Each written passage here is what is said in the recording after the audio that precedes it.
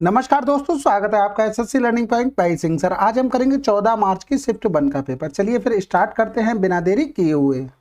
कह रहा है किस समय रोगी का तापमान उच्चतम था। अब यहाँ पर देख लो टाइम देख के और सबसे ऊपर देख लो कहाँ पर है, बात खत्म हुई। अगला सवाल, 23 और 43 के बीच कितनी भाज्य संख्याएं हैं। तो सबसे पहले तो देखो भाज्य संख्याएं हैं, हम अभाज्य निकाल लेते हैं, कहानी खत्म। तो यहाँ से देखो एक मोबाइल नंबर मैं अपना दे रहा हूँ, पहले तो उसको नोट कर लो, 44 22 322 321। ठीक है, इसको नोट डाउन करके बढ़िया से देख लो। तो यहाँ से देखो ये वाले जो नंबर हो गए 1 से लेके 10 के बीच हो गई तुम्हारी अभाज्य संख्याएं। ये हो गई तुम्हारी किससे, 10 से लेके 20 के बीच। ये हो गई तुम्हारी 20 से लेके 30 के बीच। ठीक है, तो इसी तरीके से ये 30 से 40 वाले में हो गई और ये हो जाएंगी 40 से 50 वाले में। तो देखो यहाँ से देखो हम लेते हैं 20 से और 40 के बीच, कितनी हो गई, 4 हो गई यहाँ पर, यानी कि 4 अभाज्य संख्याएं हो गई, ये बात ध्यान रखना। अब यहाँ से देखो इसके पहले मान लो, अब ये 23 से 43 के बीच की बात हो गई है।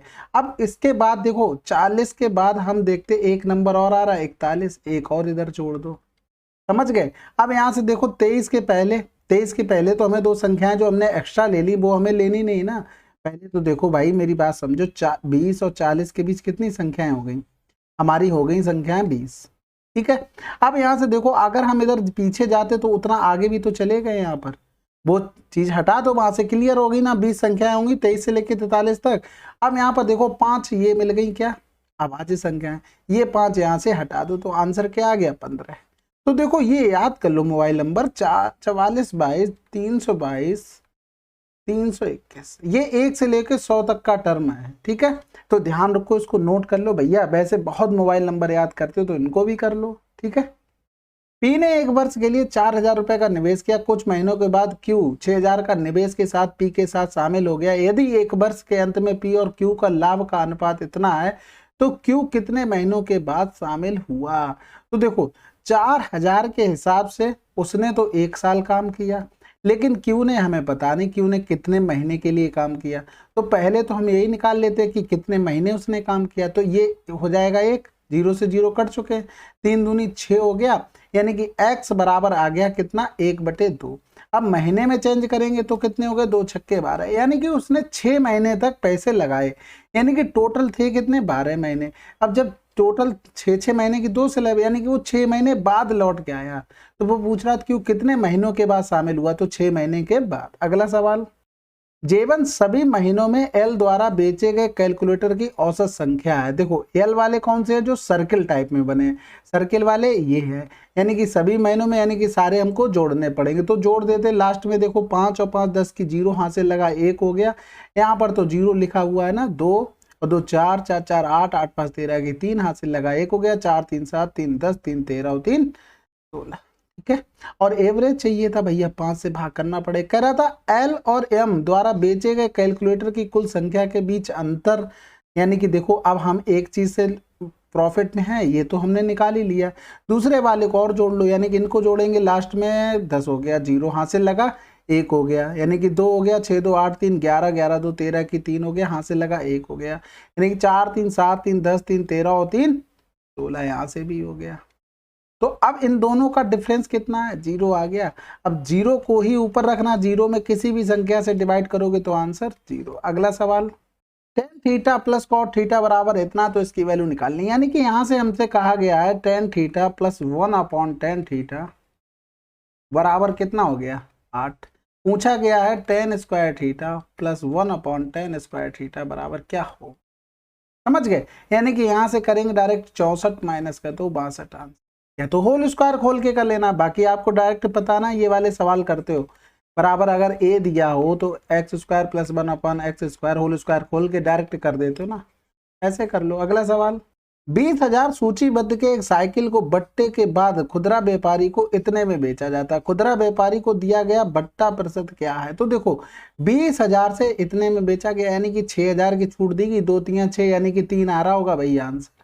भाई सिंपल सी बात है, हम क्यों ज्यादा दिमाग लगाएं, दिमाग लगाओगे तो फिर तो उतना टेंशन में रहोगे। तो ये 0 से 0 चला गया, 2 0 2 0, 30% आंसर। अगला सवाल, यदि 5x प्लस वाई बराबर इतना है, इसकी वैल्यू इतनी, तो ये निकालनी। अब यहाँ से देखो x प्लस 1/x बराबर अगर दिया हो तो क्या दिया हो, a, तो x की पावर 3 प्लस एक्स 1/x⁻³ क्या होता है, a की पावर 3 माइनस का 3 है, ये तो याद करके रखते हो। यहाँ पर क्या होता है, साथ में ये जो नंबर लिखे होते हैं ना, ये जो प्रोडक्ट में यहाँ पर कर देते हैं, बस ये कैंसिल आउट हो जाते हैं, तो ये फार्मूला रह जाता है। अब यहाँ से देखो, ये लिखा था हमारे पास 5x प्लस का y बराबर 17।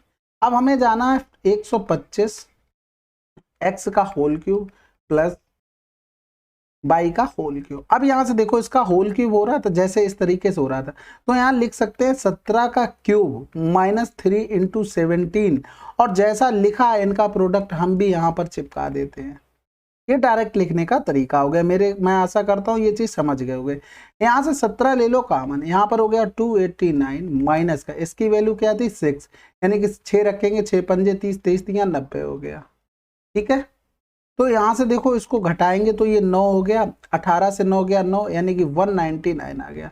17 ने में 153 हो गया, हासिल लगा 15 हो गया। 17 ने में 153 और 10 163 और 5 168 हो गया, हासिल लगा 16 हो गया। फिर 17 एकम 17 और 6 23 और 10 कितना हो गया 33। अगला सवाल करते हैं। एक ट्रेन की चाल एक कार की चाल से इतने परसेंटेज अधिक है, दोनों समान समय में बिंदु P से प्रारंभ करके समान समय में बिंदु Q पर पहुंचते हैं। P और Q एक दूसरे से 130 किलोमीटर दूर है। रास्ते में ट्रेन की एक स्टेशन पर 30 मिनट के लिए रुकती है। ट्रेन की चाल बतानी थी। अब यहां से देखो, P से Q के बीच की दूरी कितनी है, 130 है। ट्रेन की चाल और कार की चाल अगर लिखते तो ये अगर 10 है तो ये 13 हो गई, यानी कि इस टाइप से हो गया। यानी कि अगर कार को, ये देखो कार का समय आ गया, इससे 30 मिनट उसे ज्यादा लगे पहुंचने में, जबकि उसे मतलब 30 मिनट उस एक स्टेशन पे रुक गई है, मेरी सॉरी गलती हो गई, अगर वो ना रुकती तो वो बराबर समय में नहीं पहुंचते। जो भी कार जिस समय पे पहुंचा है उससे 30 मिनट पहले पहुंच जाता। यानी कि हमने देखो S बराबर D/T, यही तो फार्मूला लिखा है। अगर इसमें से हम 30 मिनट कम कर दें तो ट्रेन का एग्जैक्ट आ जाएगा क्या, समय।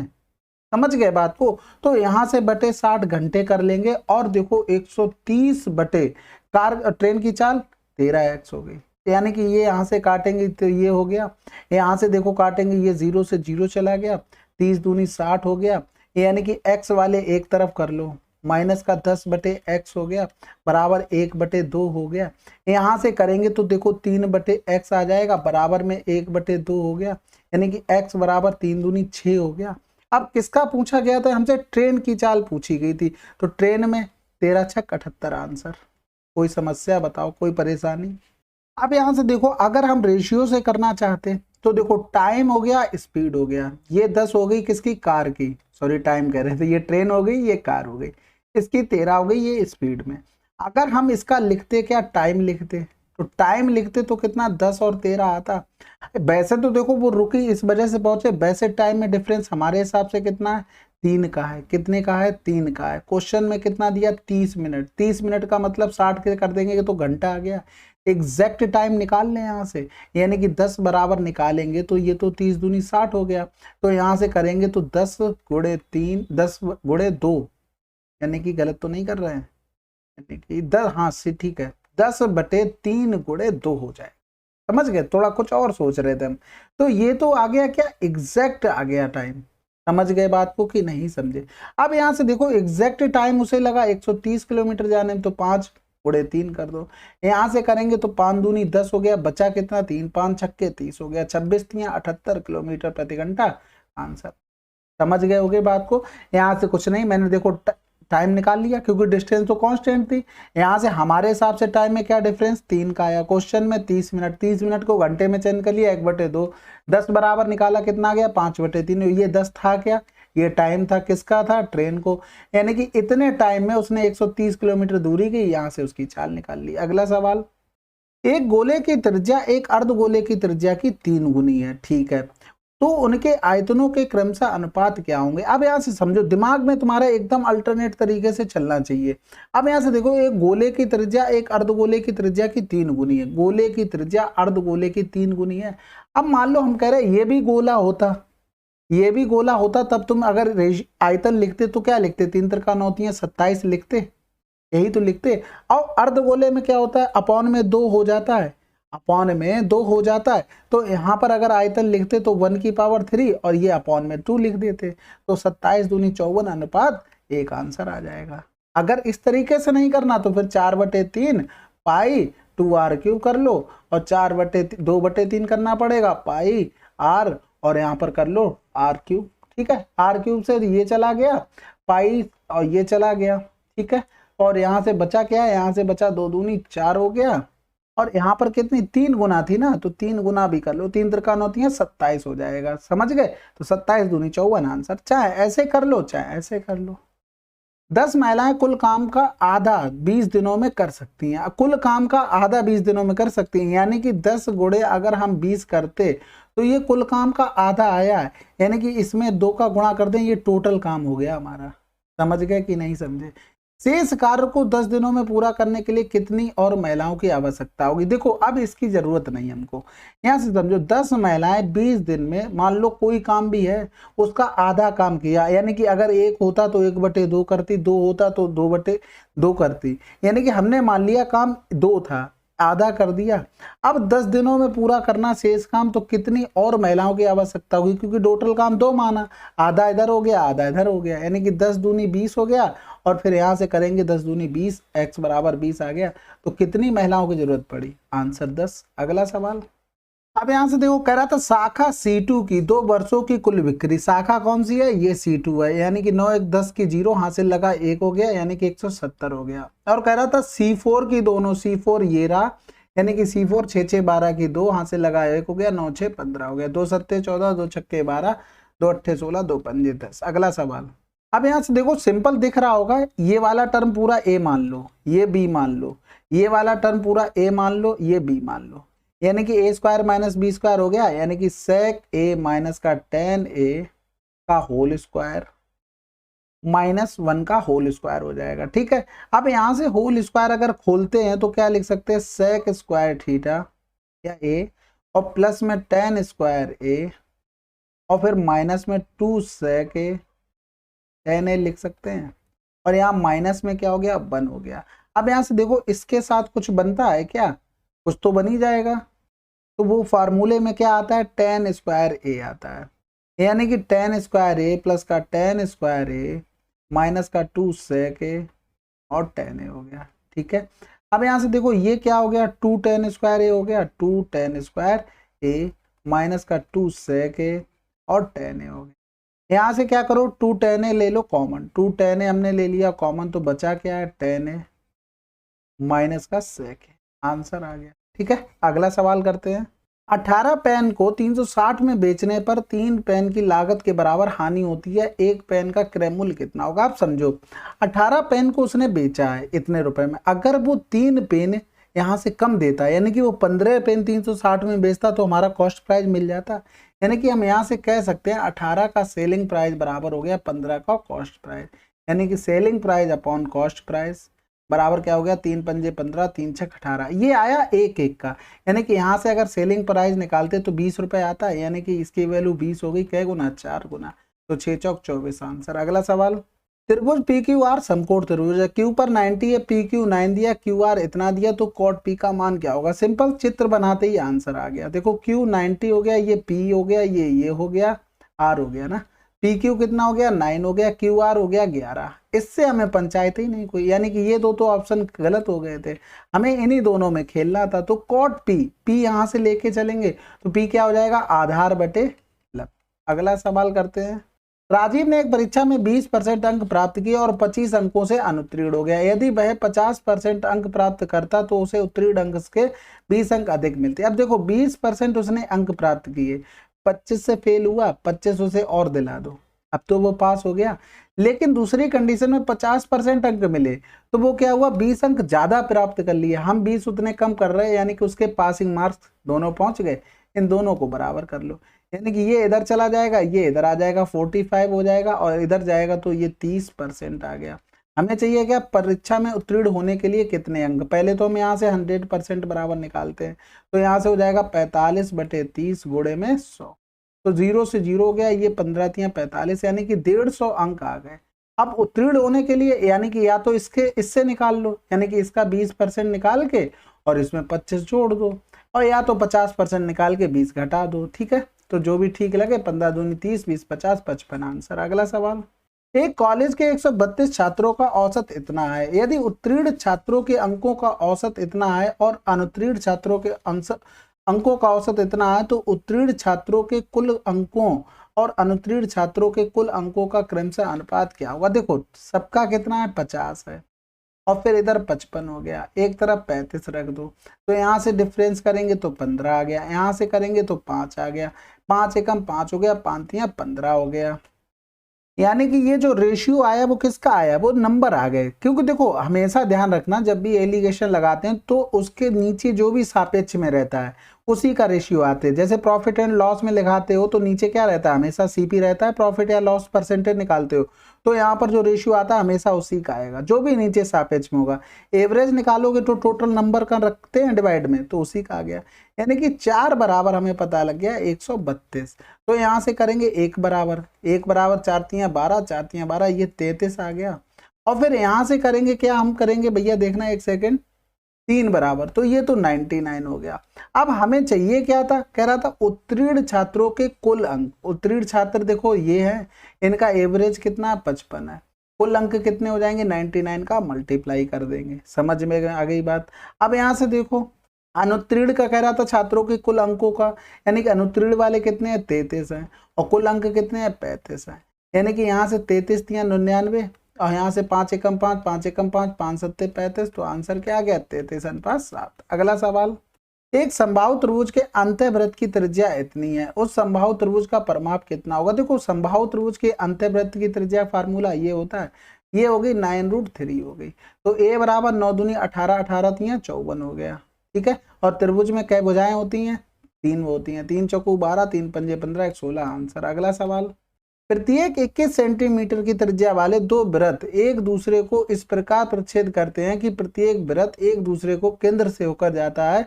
वृत्तों की उभयनिष्ठ जीवा की लंबाई, हमेशा ध्यान रखो जब भी इस तरीके से बोले कि एक दूसरे के केंद्र से होकर जाता है तो डायरेक्ट इसकी भुजा लिख दो √3r, बात खत्म, खेल खत्म, ठीक है। 21√3 आंसर। अगला सवाल, ए क्यू बराबर बी क्यू इतना दिया गया था, a माइनस बी बराबर इतना, और ये दिया गया था। यानी कि अगर हम यहाँ से दो कॉमन ले लें तो ये क्या हो गया a² प्लस का ab और प्लस का 2b²। अब यहाँ से एक चीज समझो, a माइनस बी बराबर तुम्हें 4 दिया था, ए क्यू माइनस का बी क्यू बराबर कितना हो गया 988 हो गया, ठीक है। अब यहाँ से हमें इतना मान निकालना, तो तब तो कोई दिक्कत नहीं है, चलो वहां से इतना पूछ दिया गया। अगर मान लो यहाँ से हमें डायरेक्ट इस पर पहुंचना हो, जैसे मान लो अगर ए बी की वैल्यू दी जाए तो आप डायरेक्ट लिखेंगे, कैसे लिखेंगे, 4 की पावर 3 माइनस का 3 इंटू 4 लिखेंगे और इंटू में ए बी चिपका देंगे। इसकी वैल्यू बताओ, तुम आंसर डायरेक्ट ए क्यू माइनस बी क्यू की निकाल लोगे। अब यहाँ से देखो इसका फार्मूला खोल दो, बस बताने के लिए वो किया था और कुछ नया नहीं था। a² प्लस का b² प्लस का ab बराबर हो गया 988। ab की वैल्यू पता है 4 है, 4 से भाग कर देंगे, लेकिन यही वाला टर्म निकालना तो इसका 2 के मल्टीप्लाई था तो 2 से गुणा कर देंगे, 2 दूनी 4, 2 चौकू 8 हो गया, 2 ने में 18, 2 चौकू 8। अगला सवाल, AB वृत्त की जीवा है, O वृत्त का केंद्र है, AOB 130 है, तो समान जीवा द्वारा वृत्त के दीर्घ खंड में बने कोण का मान क्या होगा, आधा होगा। भाई इतना सिंपल है भाई। देखो यहाँ से ये जीवा हो गई, ये केंद्र पे बना कोण 130 हो गया।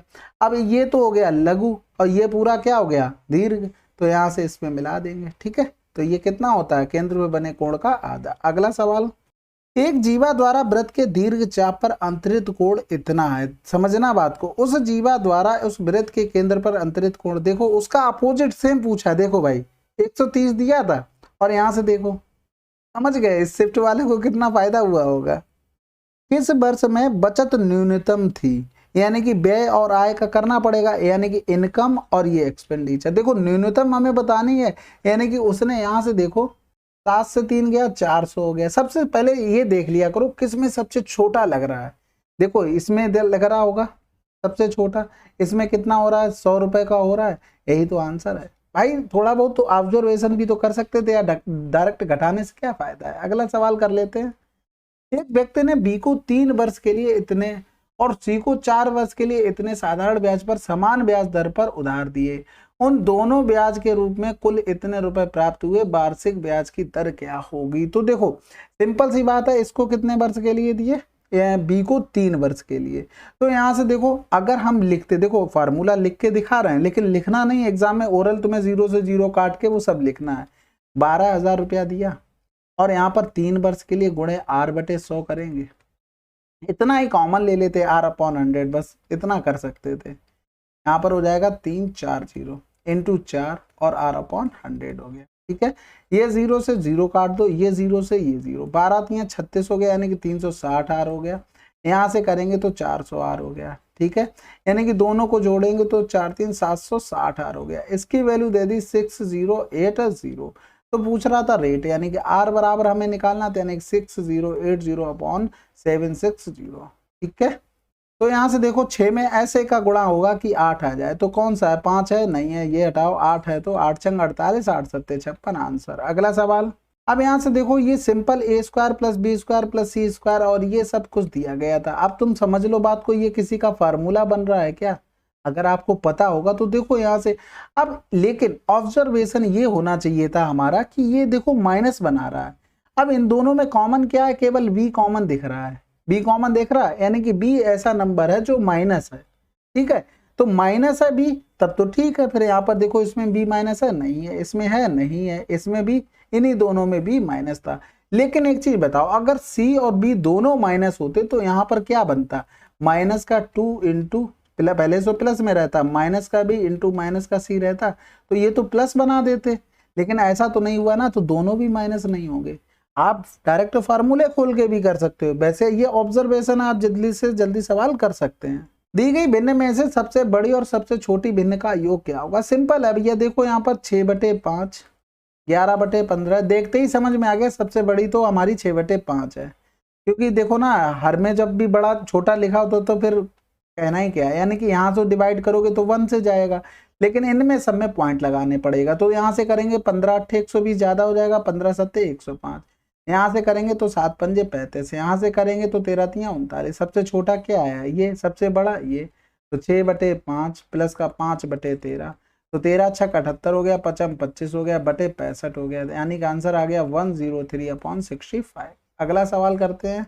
चलिए फिर 14 मार्च की शिफ्ट 1 आपकी कंप्लीट हो गई है। ठीक है, मिलते हैं अगले वीडियो में, तब तक के लिए जय हिंद जय भारत।